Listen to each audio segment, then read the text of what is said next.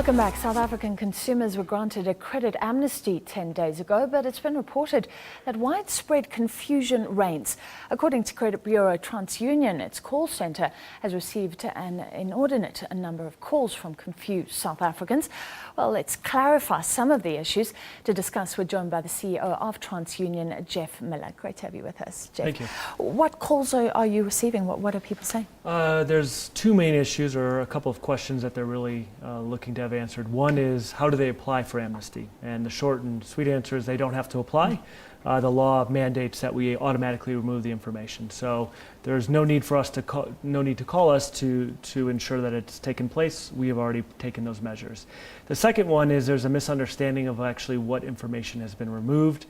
And they're confused, and they want us to help clarify that. So they thought that all negative information was removed, and actually the removal of the information is a little bit more narrow. Okay, let's first look at judgments. Those are the big ones, and they're only going to be removed 1st of June, is that correct? No, so we proactively removed all paid up judgments that were instated prior to April 1st. So those are already removed. Ongoing paid up judgments will be removed. And if a consumer provides us proof, we'll remove them starting now. June 1st, there's actually a time requirement in terms of the amount of time that we need to take to remove those judgments.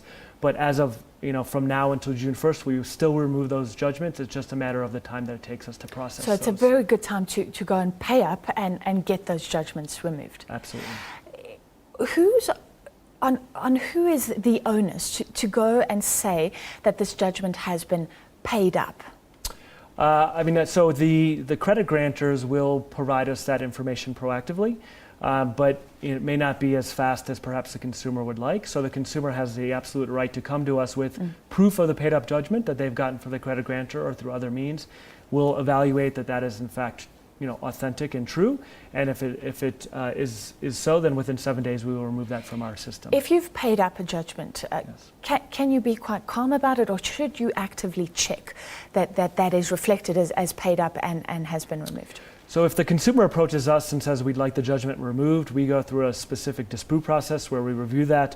And then we do notify the consumer once that judgment has been removed, so the consumer doesn't need to follow up. We'll inform them once that process has taken place. Okay, let's look at the other things. I think it's absconded, you're a slow payer, that sort of negative information removed, but you're saying it's more narrow than some people think. So that type of information is removed, but there's basically evidence of that delinquency leading up prior to an absconded flag being placed. So if you were 30 days delinquent, then 60 days delinquent, then 90 days delinquent, then 120 days delinquent, then tagged as absconded, the absconded flag will be removed. But the fact that you weren't paying your bills prior to that will remain on the credit bureau. Because for every account you can see payment made or not made. Correct. For every month. Right, so most of our information on the bureau is actually positive, right? So when you pay your bill every month, that is recorded, and so that is a credit to you, so that is a kind of a tick box in your favor. And then obviously when you do not pay, that same information is then reflected. What is the point then exactly? Because surely employers who look at this, the banks could see, like you say, that you didn't pay for 3 or 6 months, even if it doesn't say absconded or anything at the end. Yeah. So the government's view was that this would provide some relief to consumers. Our view was I think we were in favor of what the government was trying to do. We're not quite certain that the steps that they have taken are going to achieve those measures, and I think we're just going to have to wait and see. Does it achieve anything at all? I have to push you on this because the idea, I thought, was to help people really to get jobs, to get credit. Yeah. But we're not talking about silly people. They can see that previous record. And to be frank, if you think about it logically, right, the job is still there, right? So if a consumer applies for a job and perhaps there was some negative information, they didn't get that job, right? The job is still open, and another consumer will in fact get that job. So it's not going to create any new jobs. It may level the playing field for certain consumers so that they have as much of a chance of getting a job as another consumer, but it's not going to, in and of itself, going to create jobs.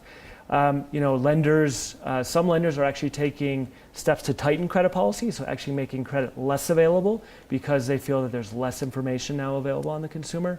So, our view was this was not the most effective way for the government to reach its goals, but the government had a different view, and so we'll have to track that. I heard from another agency that even the fact that your credit profile could look a bit sparse could raise suspicions among the banks, among employers. Is that a problem as well? Yeah, I think the lenders are just going to be more cautious, right? And so in their view now, anytime they assess a consumer's credit application, they need to think to themselves, do we think this consumer perhaps would have been granted amnesty? And so should we make a different decision than perhaps we would have? And so it depends. Some credit grantors are being very, very proactive and very tight around their credit policy. Others don't feel it's going to be as much of a concern. So it's really going to vary. Very quickly, we asked for some tweets, some questions, and somebody was asking, this isn't the first time the credit amnesty has been granted. In your opinion, could it help encourage reckless spending? I think our concern is that there's going to be confusion, which obviously is the case, around what it actually means. So the other questions consumers are saying is, well, do I still have to pay the debt even though some of that information has been removed? And the answer is yes, you still have to pay that debt. It's not really an amnesty. It's really not an amnesty. It's removal of credit information.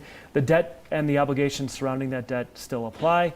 And consumers that don't understand that may think now that they can go out and get more credit and not realize they're still responsible for repaying some of these. Well, thank you for clarifying some of these issues. I think really a lot of people are still confused about that credit amnesty that came into effect on the 1st of April, and that was the CEO of TransUnion, Geoff Miller.